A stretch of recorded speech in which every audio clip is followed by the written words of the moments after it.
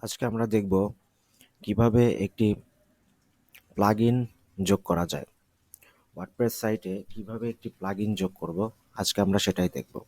চলুন আমরা ওয়ার্ডপ্রেস সাইটের ব্যাক এন্ডে লগ ইন করে নিই।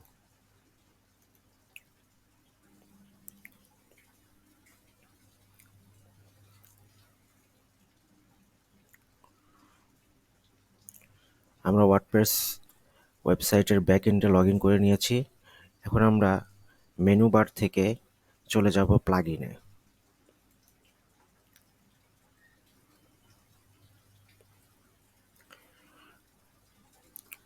এখান থেকে আমরা অ্যাড প্লাগইন এই বাটনটিতে ক্লিক করব।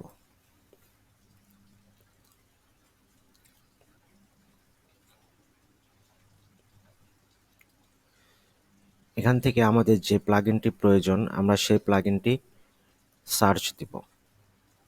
ধরুন আমাদের ওয়ার্ডপ্রেস এই প্লাগইনটি প্রয়োজন, আমরা সেটি ইনস্টল করব।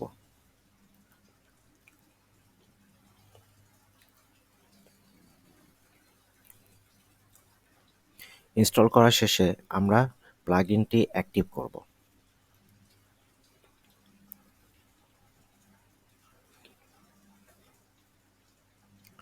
ব্যাস, হয়ে গেল প্লাগইনটি ইনস্টল করা। আমাদের এখন এই মুহূর্তে প্লাগইনটির প্রয়োজন নেই, তাই আমরা এটিকে আনইনস্টল করব। প্লাগইন আনইনস্টল করার জন্য আবার আমরা প্লাগইনে যাব। এখানে এই যে ওয়ার্ডপ্রেস, এটাকে সিলেক্ট করব।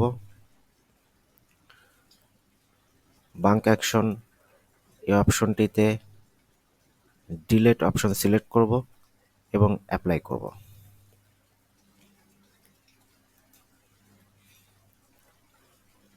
প্রথমে আমাদের ডিঅ্যাক্টিভেট করে নিতে হবে।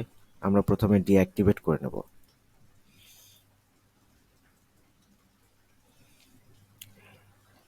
এখন আমরা ডিলিট করতে পারবো। ডিলিট অপশনে ক্লিক করব, ওয়ার্ডপ্রেস ডিলিট করে দেব। ব্যাস, এই আমরা দেখে নিলাম কিভাবে একটি প্লাগইন আমরা যোগ করব এবং কিভাবে ডিলিট করে নেব। বাই।